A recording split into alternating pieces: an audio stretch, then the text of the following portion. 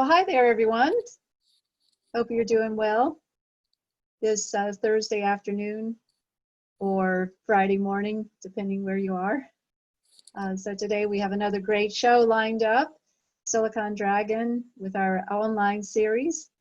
I know many of you have come to our regular events in the past, and now we're all online, but hopefully you're enjoying the show. And today we have a really terrific show lined up for you. And I'll be introducing our lead guest in just a moment. So as many of you know, Silicon Dragon has a platform of media content here, and you can dive into any of these parts of it. YouTube, our videos, Twitter, Tech Titans, Silicon Dragon, the books, our mobile app, our Circle membership. And so I encourage you to check it out, silicondragonventures.com. Well, thanks for joining us today. It's almost the end of July 30th, 4 p.m. Pacific time. And I'm going to be hosting the show today. And I'd like to introduce our content for the show. We've lined up two parts to the forum today. The first part is with Chris Fannin, the author of Feeding the Dragon. Chris, hi Chris, how are you doing? Very good, thanks for having me. Good, I'm so glad you could join us, particularly with your book just launching 2 days ago. Indeed, yeah, no, it's been a whirlwind week. Yeah, definitely. Well, Chris is well known to the Silicon Dragon Circle in LA because we've had numerous events and dinners in LA over the years, and Chris has been on stage and joined our dinners as well. So really appreciate your support over the years, Chris. And now, you know, your book is, I've started it, it's terrific, and I understand it's off to a rocking start. So Chris, as a first-time author, must be really exciting for you. Oh, it's been amazing. Although I have to say, I wish we were doing this over some dinner at Mr. Chow's. Oh yeah, dinner at Mr. Chow in Beverly Hills is always Yes. Terrific. Well, we'll get back to that. So the second part of our series is the Ask a VC Anything, and we do have a featured VC who will be joining us. So, but let's dive into Chris's book. Chris had a front row seat on China, Hollywood, and as president of DMG Entertainment in Beijing and GM of the North American division. And he's been back and forth to China, sort of like I've been over the years. And so Chris, you know, maybe you want to tell us a little bit about the premise for, and I just love the subtitle as well. I think it really sums up the great content that you have inside and the big issues facing America, not just Hollywood, but American business as well, and our culture and commerce. But Chris, I know you have some presentation you would like to make, and so why don't we dive into that? And why don't you tell us a little bit about why you wrote the book and how you came about writing the book and what you're hoping to achieve with it? Yeah, sure. Well, thanks again for having me. Welcome, everybody. It's an honor to be in front of you. I'll give a brief overview. I don't know if it's a presentation, but okay. Here's the situation. I mean, the way I look at myself is I'm an applied practical expert in the US-China space when it comes to cultural and commercial exchange. I'm not a PhD in China studies. I never actually lived full-time in China. I spent a lot of time on planes back and forth between the two countries. I don't read or write Mandarin. I'm barely conversant, if that, or you know, being able to comprehend sort of basic Mandarin myself. But I can sing pretty well in Mandarin. I have a few songs under my belt as in regards to the arsenal at a KTV. But that said, I have been out quite a bit in the public eye in regards to this book that I wrote, which is called Feeding the Dragon: Inside the $1 Trillion Dilemma Facing Hollywood, the NBA, and American Business.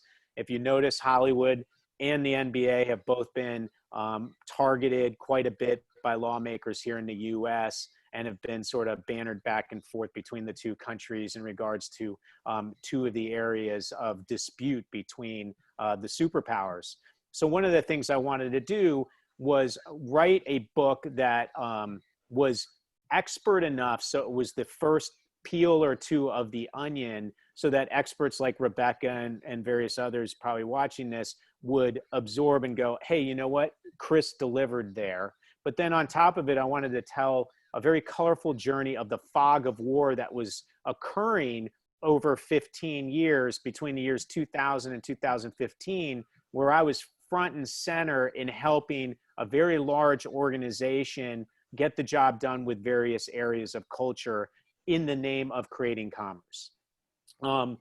The through line of what I've been saying publicly has been relatively hawkish. I have gotten more hawkish, quite frankly, since the Daryl Morey tweet, the Houston Rockets GM back in October.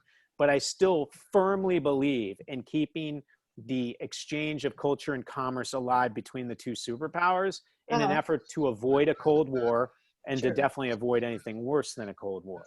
Yeah. So let's look at how culture and commerce works. If you're looking at the top part of the onion, right, it's easiest to understand China by just thinking, what does the government want for 1.4 billion people in order to retain the control as leaders? They want to keep those 1.4 billion people just happy enough that they don't revolt. And why I say just happy enough rather than happy is because there's just simply not enough resources on Earth to make 1.4 billion people happy. So in the effort of keeping them just happy enough, they need to bring enough people into a middle class to allow people to have that aspiration that they can get there and get to a point where it's not just about all that they need, but they're able to get more and more of what they want. And to this point, they brought about 600 million into the middle class, which is unbelievable. But the ones that haven't been there, they need to continue that effort, which they will continue to succeed at. But they also have to create messaging that allows those people to feel like they're going to eventually get to where they want to go. And that is one of the main ideas that we always had to address in regards to getting a product or service into the country, and in particular movies, because quite frankly, movies have aspirational qualities that could sometimes create too much of an aspiration to be like a democracy in the West versus being what they are in China. So if we look at the first slide, which is Iron Man. Iron Man 3 was a movie that we co-produced, co-financed, did the marketing and distribution for on the ground in China. And we also were involved in the creative. Obviously, Marvel led that, and Marvel's genius at it. But one of the things that we wanted to do was incorporate infrastructure, which you see in that one picture, camera crews, below the line people on the ground in China. That's actually one of the ancient 9 gates outside of Beijing. There used to be 9 of them. That's Wang Kashi, who was an actor who played Dr. Wu. And then we actually brought Iron Man there. So if you look at that photo alone, we helped the initiative of the Chinese government feel like letting this movie in was going to promote their objective of keeping 1.4 billion people just happy enough because of a pride factor, because of an exchange of process situation between the two crews, American and Chinese. The fact that we had an actor is part of the film industry infrastructure there, and we're showcasing amazing locations in the film. The picture next to it is actually even more of that pride factor and relevancy factor, where we actually had Robert Downey Jr. come in for the first ever massive Hollywood film premiere that occurred in Beijing first before any other premiere for Iron Man 3 occurred. So it created a real relevancy and a real sense of pride for China, which allowed the government to further support the movie before it came out. And Robert was fantastic because he made it feel like he wanted to be there rather than had to be there. The next slide, Rebecca, is the actual premiere, which occurred not just in China, but in the center of China, the city of Beijing, and in the center of Beijing, the Forbidden City, inside the First Ring Road. There's nothing more significant and symbolic than what we did with that premiere, and that gave us wind to the back in order to get the marketing and promotion we needed for Iron Man 3 to succeed in that market. And keep in mind, before we did Iron Man 3, made that deal, the biggest grossing movie ever for Marvel in that market was $20 million for Iron Man 2. Iron Man 3 made $125 million. And to date, Marvel is the most valuable IP internationally in that market. The last movie there, the last Avengers movie, made $650 million just in that market. Next slide. Okay. Is Looper. Looper is another example, but a smaller version. But if you look at the relevancy just of those photos, one was we designed Shanghai in the way that the Shanghai municipal government and the central government of China wanted Shanghai displayed as that city in the future that took place 40 years in the future in that movie. The movie took place in present day with Joseph Gordon-Levitt, and then Bruce Willis was Joseph Gordon-Levitt 40 years in the future. And we worked with the government to portray the way Shanghai and China looked in the future 40 years from now. And that made China feel like we portrayed their country as the center of the world that far ahead. And that allowed us to make Looper a top 10 movie that particular year.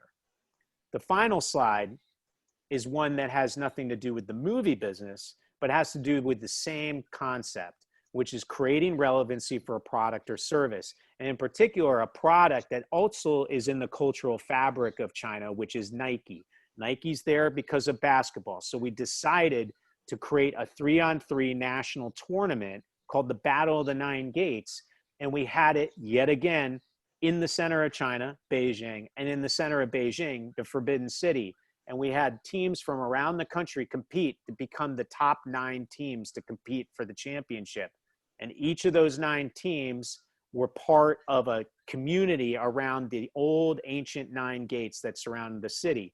The photo next to it, which is a poster for one of those teams, signifies the poster of showing the 9 gate that one of the top teams, and ultimately the winning team, was designated to support. So we created this real community support around one particular team from another part of the country, and they competed there inside the first ring road at the Forbidden City. And Nike today, their biggest growth engine is obviously China.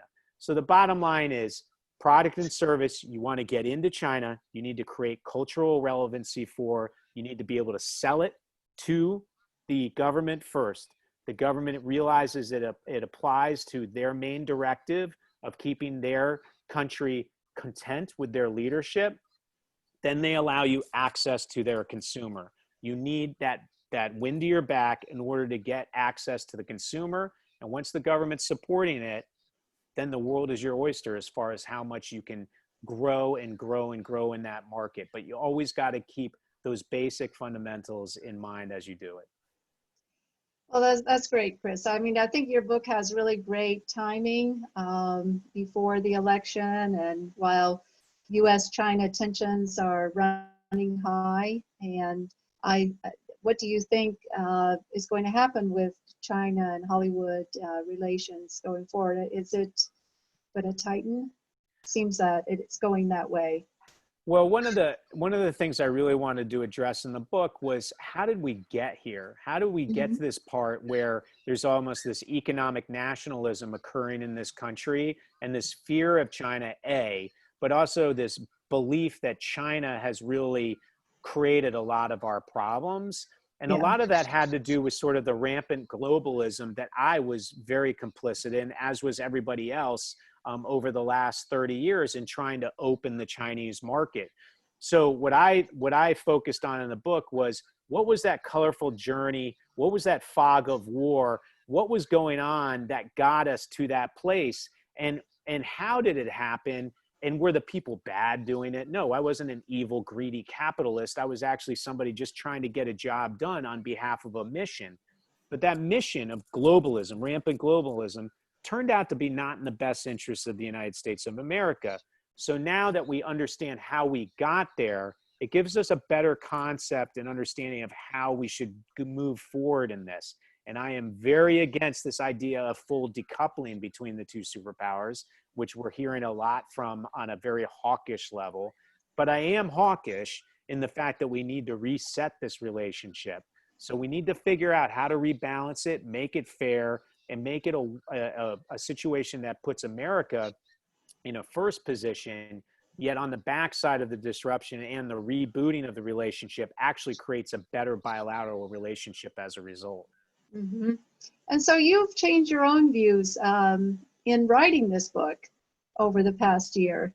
Can you explain why you've changed your views? And I guess you're now saying even more strongly than ever, America first.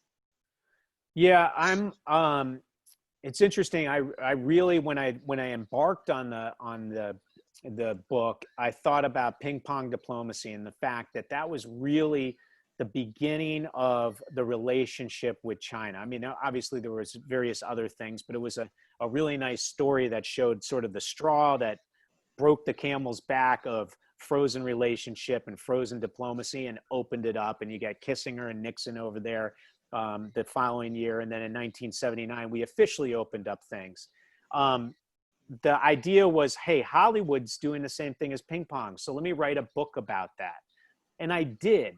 But what happened as I was writing it was Daryl Morey wrote this tweet, and Daryl Morey, the GM of the Houston Rockets, that I saw sitting on the soccer field, or sitting on the sidelines of a soccer field watching my son play. And I thought to myself, oh, that's going to be a problem for the NBA in China. And I was 100% right. But what I didn't know was that it was going to wake up the American public to what we were doing to get access to that market, and things that weren't American values, American principles, American security interests in order to achieve that. And that made me think, hey, I really want part of the book, or a main thrust of the book, to say, what was that colorful journey that got us there, and how did we get into this?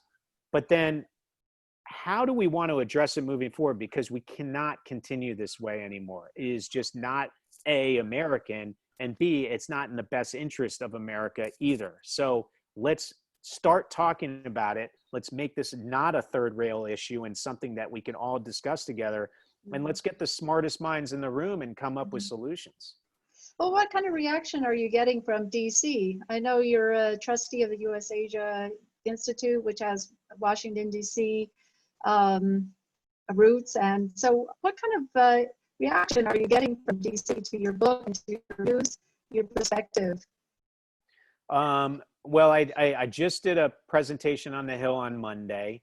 And in fact, I had to remove myself as a trustee of the US Asia Institute for that hour and say I'm speaking on behalf of myself, not the diplomatic mission of the US Asia Institute. Okay. And I had to explain where I felt hawkish in this relationship and where I thought a reset needed to occur.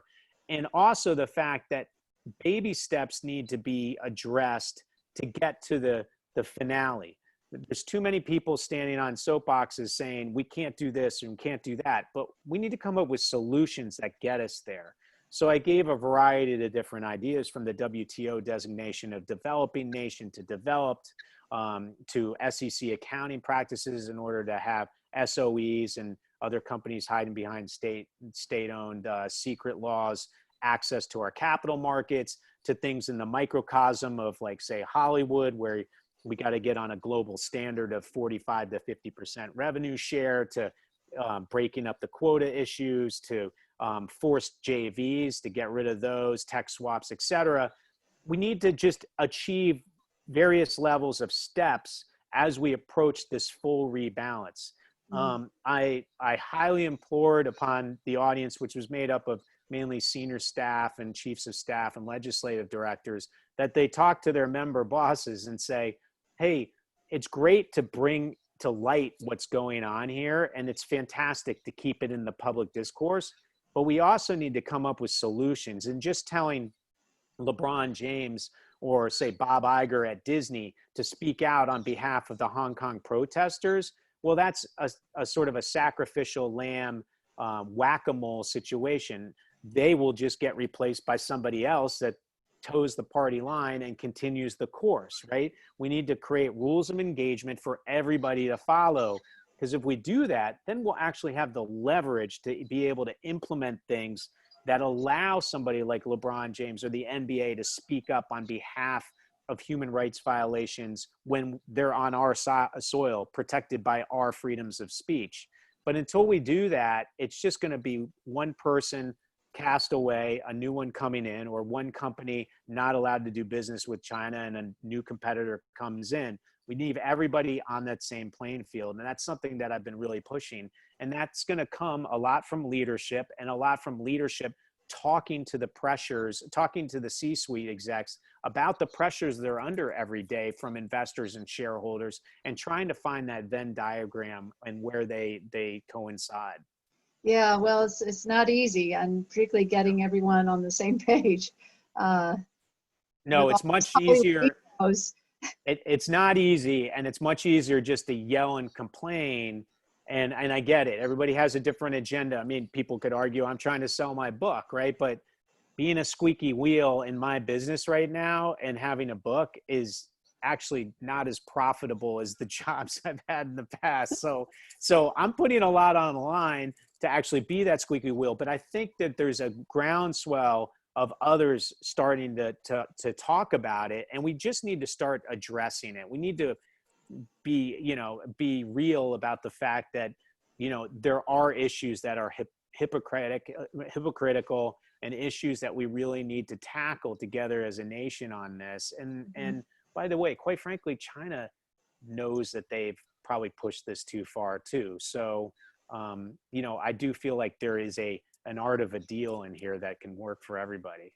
Yeah, well, here in a Q&A section here, that looking at the Q&As, a person makes this comment that it has to be a two-way process that China promises, but it does not change. What do you think?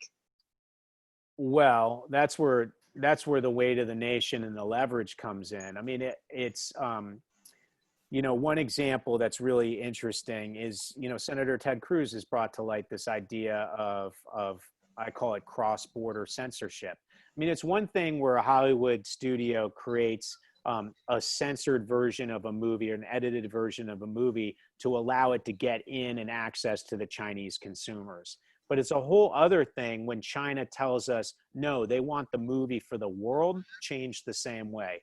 And Senator Ted Cruz brings up this jacket that Tom Cruise wears in the latest Top Gun movie, where the Taiwanese flag's on it, and they were asked to remove it for the global cut of the movie. I say that's not acceptable whatsoever. There's two reasons I say that. Number one is, I get it. China doesn't want the Taiwanese flag seen by their people, because that might cause their people to be aspirational towards becoming free like Taiwan is. And Taiwan is a part of China in China's mind, or China's leadership's mind. So they don't want that diffused through their populace. But they don't have to have it diffused through their populace, because they actually have a firewall that keeps the majority of people from ever seeing that jacket that was shown somewhere in Argentina or in Germany or whatever on a movie screen. So number one is, they can't argue that they're nervous about their people seeing that. So what are they trying to do? They're actually trying to force the message on the rest of the world that Taiwan does not have its own flag, does not have its own independence, sovereignty, or one country, two systems, or whatever the message is. They want Taiwan seen as China. And to me, that's a terrible situation, because they're actually trying to push the rest of the world to follow a narrative on us forcefully. So what do we need to do?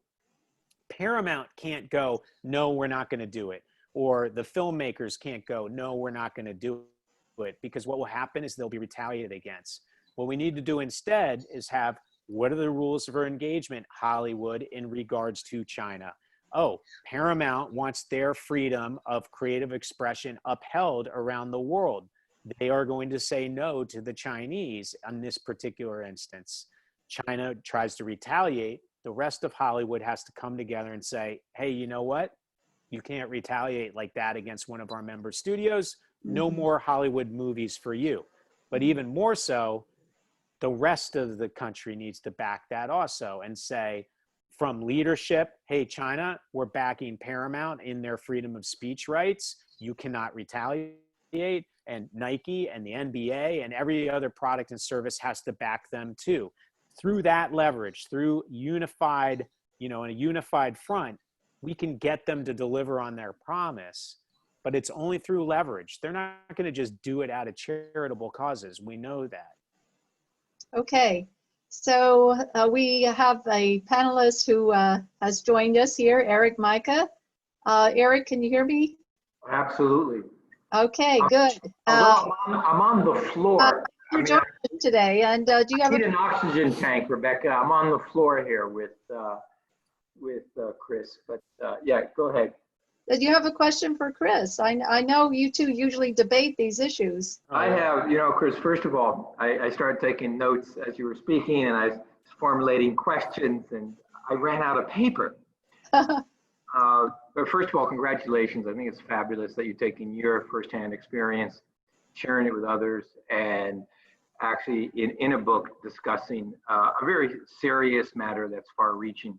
I think that, you know, the entertainment industry is loud, it's sexy, and it's attractive, but it does make the noise that makes change.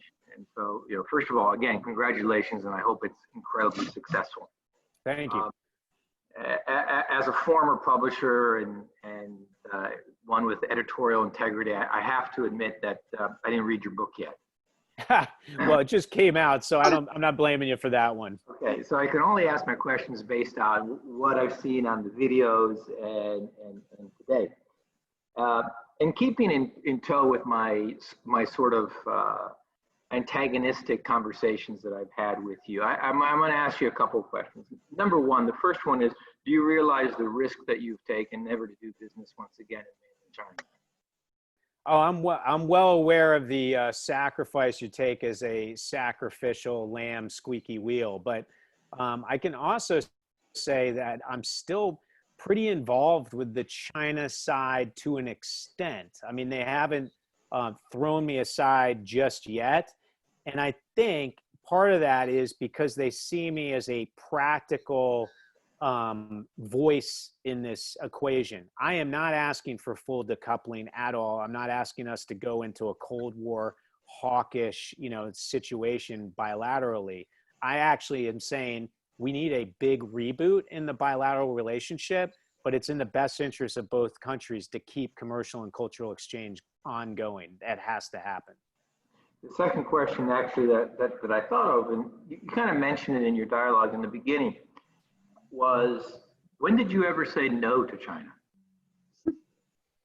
That's a good question. There's actually a pivotal moment in the book where my wife is questioning something that I was trying to get done on Iron Man 3. And she actually brought up the term, "Are you feeding the dragon?" And I said, well, part of keeping the village safe is you feed the dragon enough so that it protects you. And she said something like, yeah, but what if you feed the dragon so much that the dragon gets really large and more powerful than the village? And I said, well, we'll stop when we get there. And she's like, I think you've already passed that point. And I'm going, oh, geez, like she was seeing the future much better than I did. To tell you the truth, in the book, and during those years, I don't think I ever said no. And I don't think I ever questioned whether I should try to get my side, the US side, to say yes. I just was very blurred and you know, driven by this mission of globalism and opening that market on behalf of US companies, because that was going to bring revenues back from China into the US and grow and grow and grow revenues and earnings. And it just seemed like the right thing to do. And obviously looking back at it, I feel like I was told to smoke a pack of cigarettes every day, it was healthy. And then suddenly you find out it wasn't, you know? Yeah, no, I greatly appreciate that. As you know, I mean, my entree into China, like yours, I think started more or less on the same time. And Rebecca and I spoke about this. I entered as, you know, a publisher bringing two of the trade magazines, right? Variety and Hollywood Reporter to China. Yeah. You know, so I want to bring in, hey, Eric, I want to bring in Mark Ravelowski here. Mark, hey, Mark. Hey. Mark, can you hear us? I hear you loud and clear. Hey, Okay. Eric. Chris? What's up, Mark? Your video and show us your face or not? Sure, go ahead. Okay. Put some clothes on. Okay. All right. Well, anyhow, go ahead, Mark. I I know Mark is here from Dick Clark Productions, and you also have a new role Well, now. actually, I'm segueing out of Dick Clark Productions, working as a consultant mostly now with them, and a lot of it still my tether is really how they deal with China, and specifically, I think Eric was just getting there with Variety and Hollywood Reporter, but one of dealing with award shows in China was always difficult, and certainly the Golden Globes, one of the more interesting dilemmas, and again, everything from all the elements that Chris was just talking about of like what do you do, what are you willing to do, how do you pacify China. It makes you start thinking about your creative process and your process, and at what point in time do you not bend over anymore. So look, I mean, Chris, everything you said, it was, I'm lockstep with. Maybe Eric probably has been more, at least pushing as far as getting a little bit more. I think so much of what you said between Washington, between the NBA, between Hollywood, where we're all standing now. What I'm trying to do specifically with the Hollywood Foreign Press is create something where we're showing the Chinese government that we're willing to do things, that being the Hollywood Foreign Press, willing to do things in China to, for the first time ever, use their trademark in China in events. We just, as a matter of fact, just did a gala event at the opening of the Shanghai Film Festival the other night. And it's kind of being ballparked around a thing called the Golden Future, which is, again, as Chris, as you're saying, not break this off completely, because culturally we want to keep sharing, because, we don't want politics to get in the way of the people who want to consume our entertainment, and vice versa. And how do we do more organic storytelling together, not force-fed storytelling. We all know the movies that don't work and why they don't work. I don't know, I guess if I have a question to you, Chris, it's, do you see this being something that can be accomplished, appeasing both, the American public, the American governmental officials, Hollywood, the NBA, and, the two different, you have two different heads of the dragon. The one head is the Chinese government, the only head. My interactions with everybody from talent in China to other executives I work with couldn't be more amenable and amicable, and the desire to do more, yet they can only go so far. So I don't know if that's a question, or if you have anything to say on your thoughts of, how some of the steps we may need to take to avoid what you would say the full cutoff, and potentially not even go backwards. Yeah, so to answer, I'm a little optimistic, and I'll tell you why. I've been advising a couple House members on the China Task Force. They have all read the book. In fact, I was on Congressman Mike Gallagher's show on Monday talking about the book, and he was drilling me on some of the stuff in there. It was actually a really deep dive into it. But what's interesting, and then on top of it, Bill Barr used, World War Z hadn't been one that was really brought up in all of this, but there's a chapter where I cover that case study, and Bill Barr actually used it in his speech a couple weeks ago, which was flattering. But where I'm going here is that there are cooler heads prevailing. I think there's a very different voice that comes from all of these leaders publicly versus privately.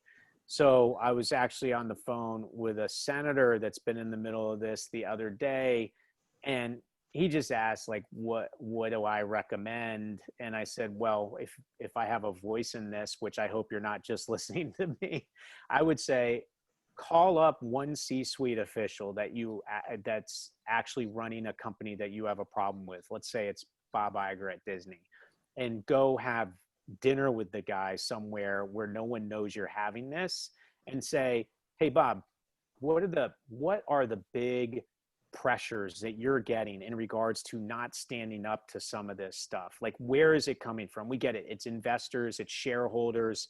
You got the Shanghai Park, you have, Mulan, you have big movies, you have Marvel, you have all the consumer products, you have all that kind of stuff. Like, lay it all out for me. And then me, Senator, I'm going to tell you all the pressures that I'm getting from constituents and lobbyists and everything else that's in between, the Heritage Foundation, blah, blah, blah. And what we're going to do is we're going to take all that. We're going to figure out, okay, now we know where the pressures are coming from. Is there anything we can find some common ground on? And how do we get not just you, but your peers at the other companies that are doing the same thing that you're doing to come together on sort of creating a semblance of a path forward?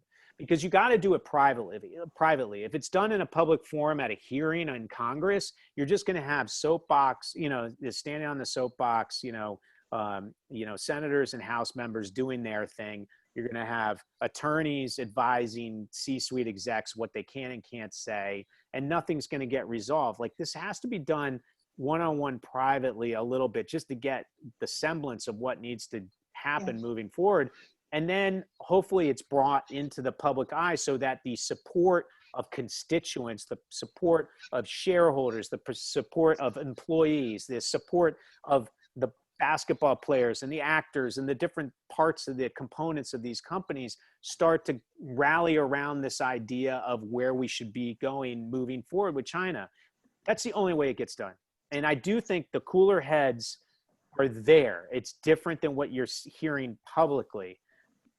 But the solutions, I don't think enough of the conversation is being done with all sides. We've bifurcated this country politically, obviously, and I think we bifurcated it between the leadership and the capitalism too. So somehow it needs to be a group mentality. Like, everybody's got to come together and unite behind this. And maybe I'm rainbow and unicorn about it, but if you're asking me how it gets addressed, that's how it gets addressed. And if you're asking me if I'm optimistic that at least people want to try to come up with a way to do this, I am optimistic about that. Now, whether that all comes together and a solution occurs, I don't know, but I'd like to believe there is.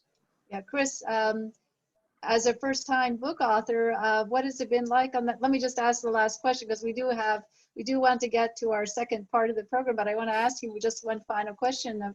Since you're a first-time book author, has there been any surprise on the media trail, like the kind of questions that you're getting from the media, or the reaction from the media? Yeah, I think the biggest thing is I'm a country first voter. I can vote Democrat, Republican, and I don't like to even talk about what my political party is. It would be great if I were on media on both left and right to talk about this issue. Unfortunately, up until really recently, China has only been on the radar of the right. So if you went onto my, media appearance blog or whatever, you would think I was a hardcore right-wing Republican because I'm only on Bannon and Tucker and Maria Bartiromo and Fox Business, whatever, right? I am not. I'm down the middle. I think this is a very centrist populist movement that has to occur, both red and blue. And I'm so happy that last Friday I got asked to do NPR, and I did Bloomberg on Tuesday, and I have other, I'm doing Matt Taibbi's show next week. Like, the left is starting to pay attention. Thank goodness, because this is a red and blue issue. Good. Where can people get your book? Well, you can get it on Amazon, or you can get it at your local bookstore. feedingthedragonbook.com is my website, and you could buy it off of there through Amazon. That also has all my media appearances. And I love Twitter. I just found it about 2 months ago, and I'm playing around with it. I'm at the Dragon Feeder, and we're having some great conversations on there, and we're trying to keep it constructive too. That's key. Good, good. Well, congratulations, Chris. Thank you, Mark and Eric, for joining in. Congratulations, Chris. And Thank you, Look Mark forward and to Eric. reading it. we're in Hollywood soon so that we can all compare notes again. I That like would be Eric's awesome. photo. I think he's got Jeff Bezos there. Like Jeff's got a competition there with that Oracle. He's got the whole, I like that look. I got to figure that one It out. looks like he wants to be in the new Tom Cruise movie. Yeah, he does. With the Taiwanese flag. Hey guys, just because we can't get together over dinner doesn't mean we have to insult each other over the Zoom. No, it's a compliment. It's a compliment. Hey, I'm looking forward to talking to you, Chris, person. But seriously, thank you very much. Great, great that you've done this and shared your experience. And Yeah. far too often debate is one-sided, and I really admire and respect people who learn the process and change their position just a little bit. I think that's just terrific. We all should learn from each other. So I can't wait to read the book, Chris. And Mark, I'll follow up with you. Cool. Thanks, guys. Thanks, guys. Okay, bye. Bye, Hollywood segment of the program. Bye. Now we're going to move into our very patient person, our very patient venture capitalist here, who has many important things on his agenda, I know. Let me introduce Anis a little bit here. Let me go back to my screen share.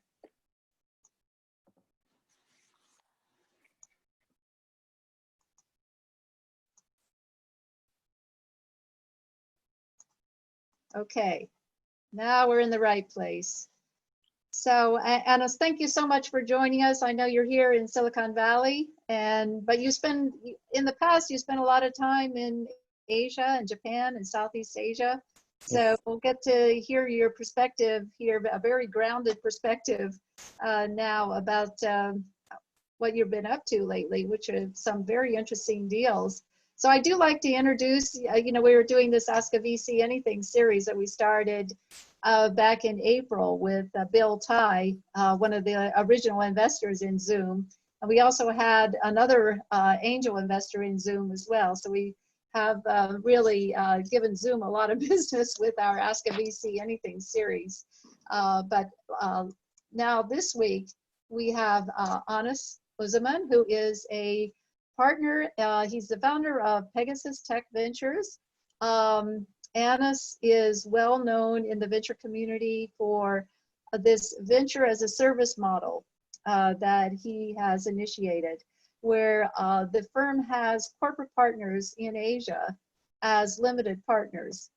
Now, Pegasus manages a lot of money, 25 funds totaling 1.5 billion. And the firm invests in tech startups in the US, Asia, Japan, Israel, other tech hotspots, but primarily US, Asia, and Japan. Some of the notable recent investments are Triller, which is a TikTok rival, SpaceX, which we know what that is, Elon Musk, Gobi from Hollywood.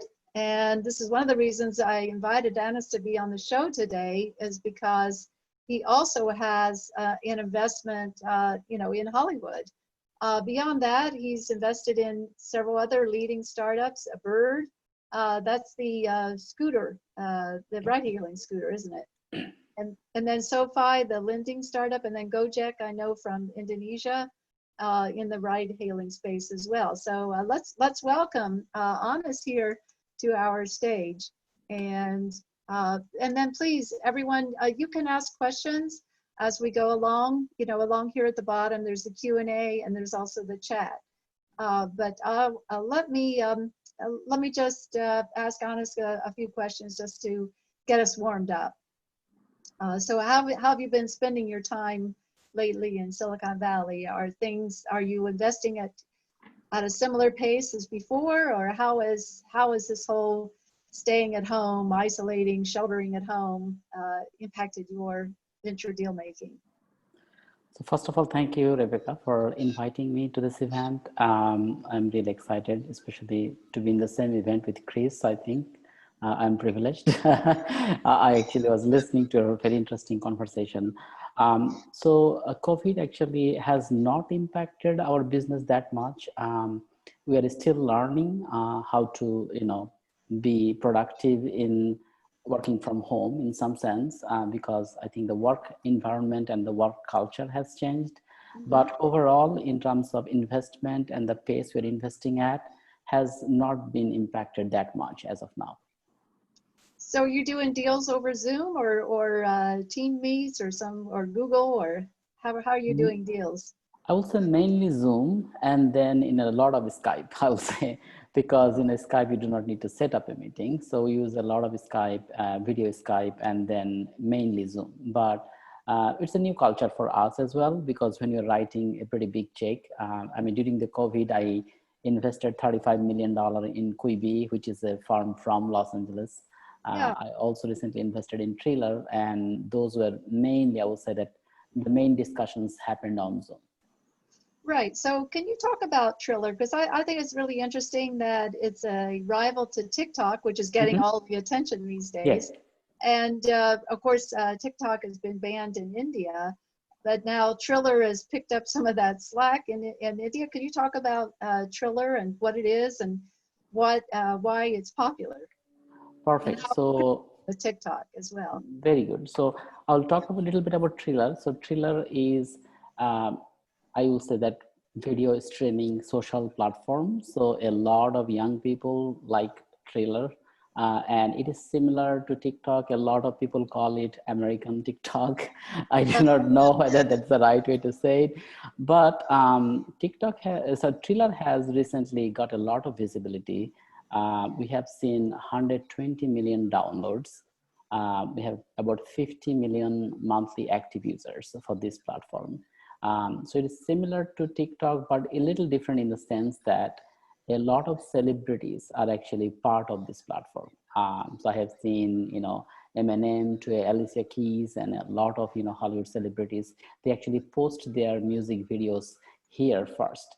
So when Triller started, I would say that it had a focus on music video rather than generic. So it was a little bit towards hip hop and rap, which is different from TikTok. But I think, as more and more people are getting concerned about data security and privacy, we're seeing a lot of users like who are not into music video, they're also becoming part of Triller.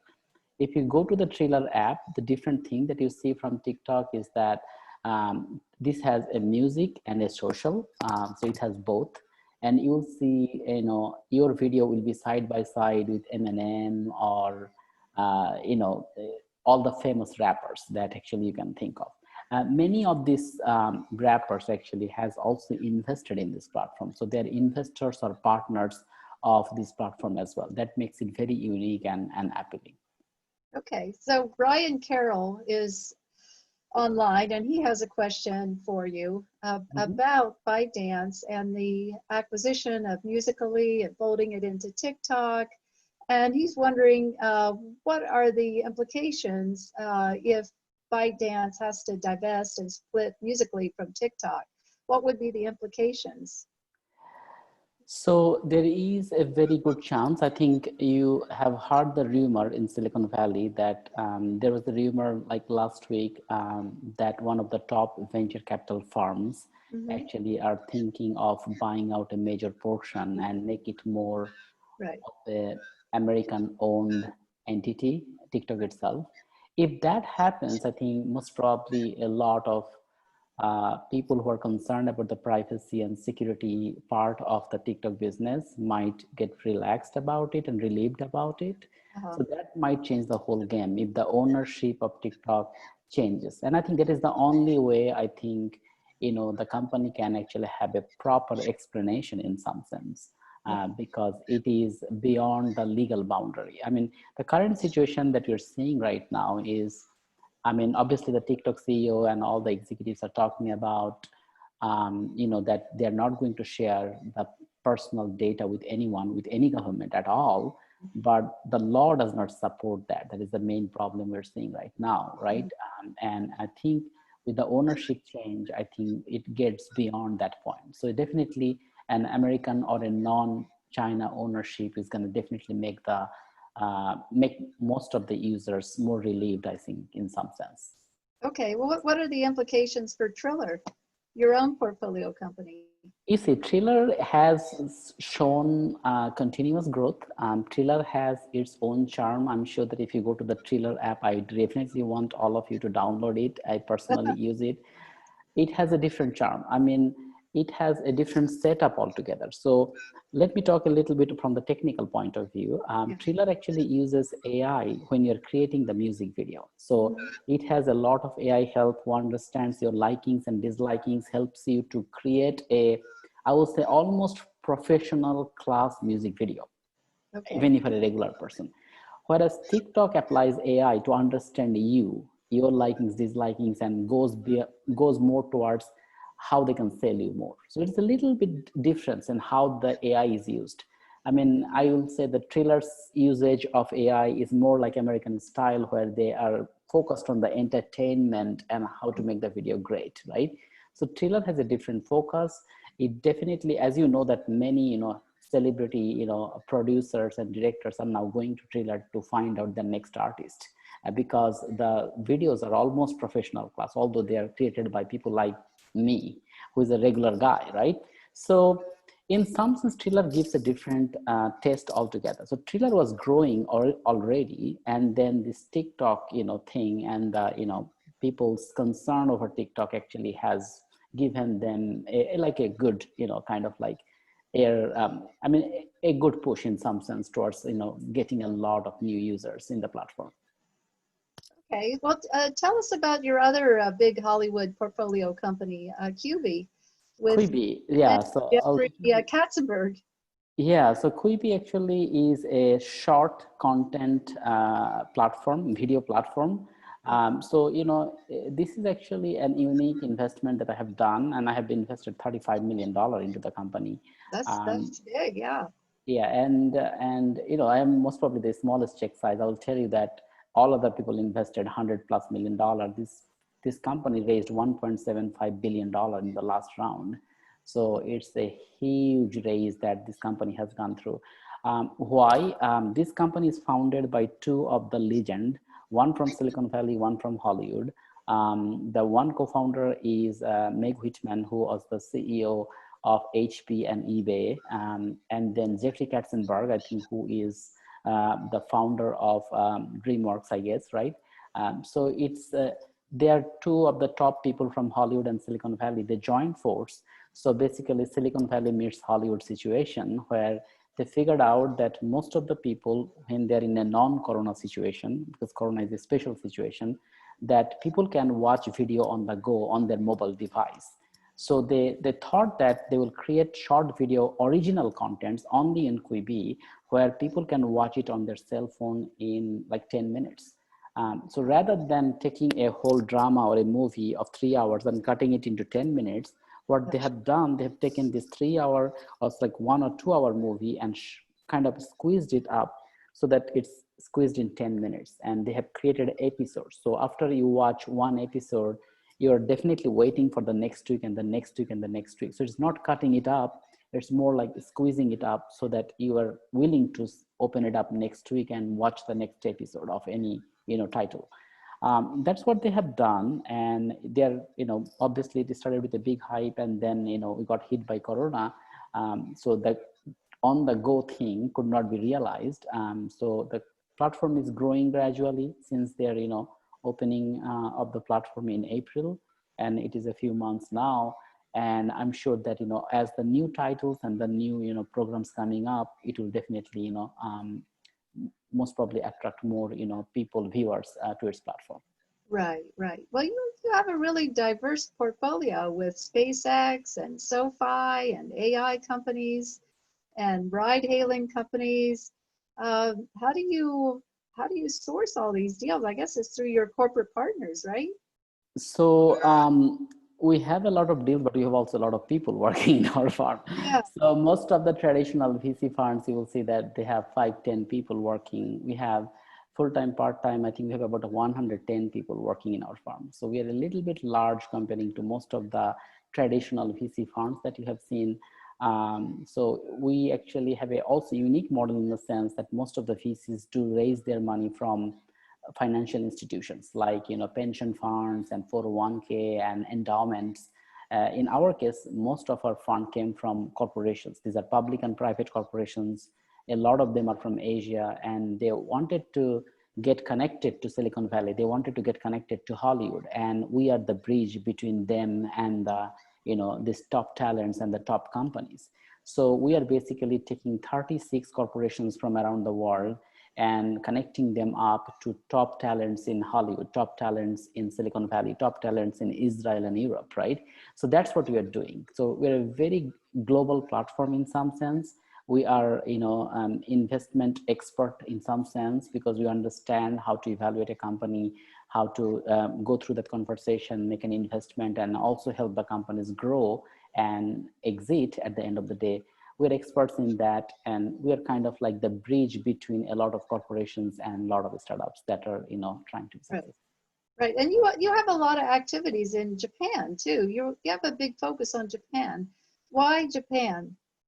So it comes with my background. I actually grew up in Japan. I went to college in Japan. And, one of the things that we also seen that most of the top startups in Silicon Valley and in Hollywood, when they're trying to go out of US, I think they're looking at which country to start with. One thing I need to tell you is that I know that China is one of the biggest economy, right, outside of the US. Yeah. But at the same time, if you look at the top revenue for App Store, that is Japan. If you look at what is biggest ground of Twitter outside of the US, that's Japan. If you look at what was the biggest market of Yahoo, that was Japan. Indeed, Yahoo Japan actually size-wise was bigger than Yahoo Global in some sense.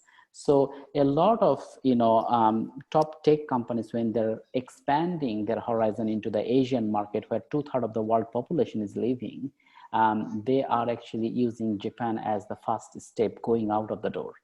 And that's where, because we have expertise in the country, we are focusing on Japan and Japanese corporation. So a lot of companies that are, coming up in Silicon Valley and Hollywood, we are trying to take them to Japan first and help them with their Asia expansion. So kind of like helping them out growing there. Right, and I notice you really are not very active in China, although you have 2 incubators there in Chengdu and Xi'an.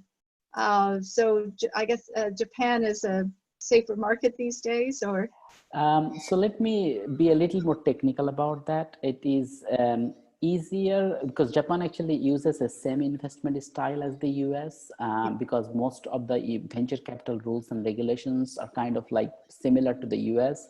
So we have no issue investing in Japan as a foreign investor. We hardly need any kind of permission or anything like that. Yeah. Whereas, investing in China, you have to go through a lot of complications in terms of procedure itself.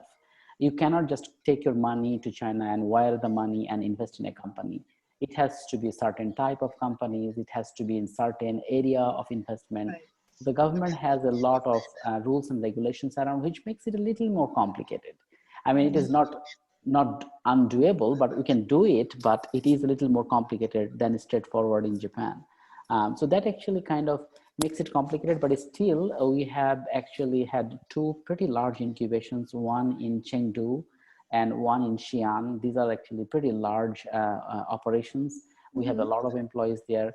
What we're trying to do with China is that share the knowledge of Silicon Valley. So we are actually doing a lot of things to share our knowledge and experience and grow a lot of lot of Chinese company in a global fashion in some sense using our system. I see.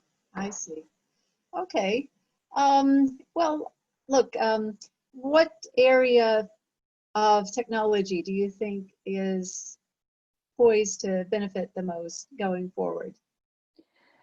I think, we are hearing a lot about bringing back our, supply chain companies back to the country, because we have, when we got hit by the COVID situation, I think we heard a lot about that. We do not want to rely on a lot of foreign countries for our supply chain in the US. So definitely as we bring back manufacturing back to the country, even a certain percentage of it, we do not have enough people working in these factories, right? So 2 types of technology will be very much in fashion. One is AI and one is robotics. AI and robotics and the application of 5G is going to be extremely important towards the automation of most of the supply chain manufacturing that you bring back to the country. So you'll definitely see a lot of AI companies are playing a role in the manufacturing space. So you will see a lot of factories coming up which has no human inside, and that actually makes it COVID-free. Plus, you have a continuous supply chain without a sustainable growth in some sense that we will see. Right. What do you think Silicon Valley, one of the issues that people have been talking about lately is how remote working is causing distribution of talent across the country and tech talent across the country. People can work from anywhere. Venture capitalists are raising new funds outside of the coastal cities. Do you think that Silicon Valley can maintain its lead as the #1 tech hub in the US and actually the world as well? For the near future, I think yes, it will continue to lead just because if you look at the ecosystem, the top companies like Apple, Google, and Facebook, these Twitter, and these companies are all located in Silicon Valley, and they also become, kind of like the main acquirer of many of the startups. They are the main M&A source in some sense. When they, and they're growing. if you go to Cupertino, which is a city in Silicon Valley, every other building is Apple. They've been under fire recently in Washington, D.C. too. So every other building, you'll be surprised. Building red and blue and yellow, all buildings are owned by Apple. Same thing in San Jose. Google actually had a partnership with San Jose city mayor, and I think they're going to expand heavily in San Jose. So that will be, every other building will become Google. So when they expand at that rate, it will be very difficult to take innovation out of Silicon Valley. It will be tough because of the accumulation of top talent from all over the world coming in. Right. Plus, if you see the VC world, where the funding comes from, they're based in Sand Hill Road and in Silicon Valley area. And that's also money where people are coming and targeting for.